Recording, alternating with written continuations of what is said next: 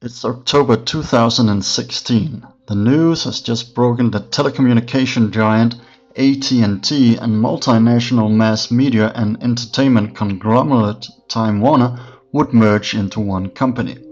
It's a massive deal of $84.5 billion. The consultants, lawyers and bankers hired by AT&T and Time Warner all stand to make $350 million collectively on the merger. At Fortune magazine, senior business reporter Geoff Colvin is busy calling all his contacts for a comment on the merger story for his article. Every person Colvin calls agrees. The merger is a great move. The blockbuster billion-dollar takeover will give AT&T ownership of high-quality content and gain bargain power when acquiring content from other providers. And, Colvin's contact argues, AT&T could expect $1 billion every year in various synergies. In short, AT&T would no longer have to pay a profit markup on its media content, creating an advantage over its competitors thanks to what is called owner economics. But Colvin knows that an article where everyone agrees is not a great article. Deadline is approaching. He decides on one more call. He calls his friend Roger Martin, hoping to get a contrarian view. Martin does not disappoint. Over the phone he makes 3 predictions. 1. AT&T's acquisition of Time Warner will be disastrous and will be unwound within 5 years. 2. When it is unwound, AT&T will be forced to write off half the price it paid for Time Warner. And 3. The merger will end the tenure of AT&T CEO Randall Stephenson. It seemed like Roger Martin versus the world, but Martin is no rookie. He's worked as a consultant since the early 80s, and his social circle counts Harvard professors and Nobel laureates. His typical clients are CEOs of multi-billion-dollar companies like Procter & Gamble, Lego, and Verizon. At the time, he is regarded as the world's #1 management thinker, a master consultant.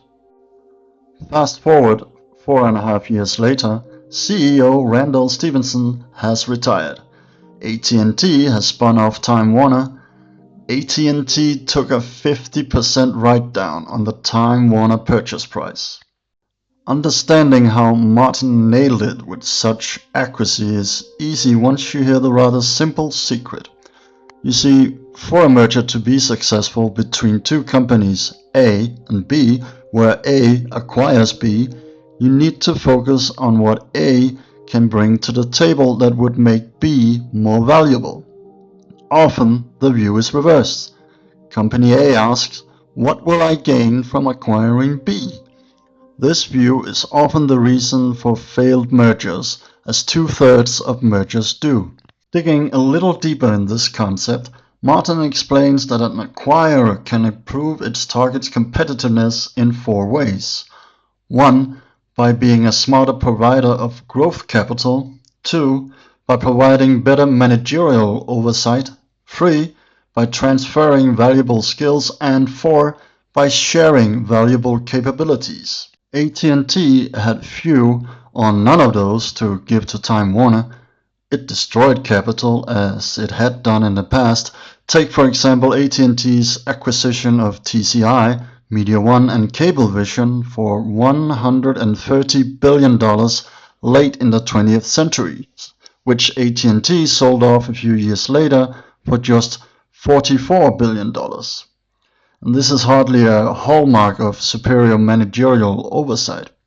AT&T could have had valuable skills and capabilities to transfer and share with Time Warner, but probably not valuable enough relative to Time Warner's own. Then there's the elusive argument of owner economics. The argument arises when a company questions why it pays the supplier for its cost of providing the product plus a profit margin. Instead, the company could produce the input itself and capture the profit margin and reaping the benefits of owner economics. By purchasing Time Warner, AT&T believed that it could gain owner economics by buying the content cheaper from Time Warner and keeping the revenue of Time Warner's other clients. But Time Warner was already selling to AT&T, meaning Time Warner would earn less for its sales to AT&T, meaning that the total value of Time Warner would be lower, all else being equal.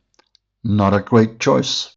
Alternatively, AT&T could run the Time Warner business as if Time Warner was an independent company and try to earn a return high enough to justify the price it paid for Time Warner. But hey, there goes owner economics. And when AT&T is not better at capital or at management, and when AT&T is not transferring valuable skills or capabilities, how does AT&T expect to earn back the price they paid for Time Warner? But they said $1 billion worth of synergies every year. AT&T thought that customers would be ecstatic when AT&T bundled together its internet service with Harry Potter.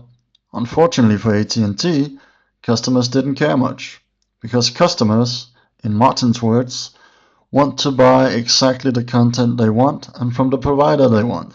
In this case, there were no real benefits to the customers.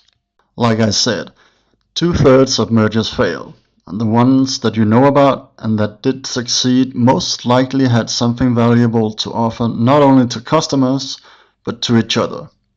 Thank you for watching. Talk later.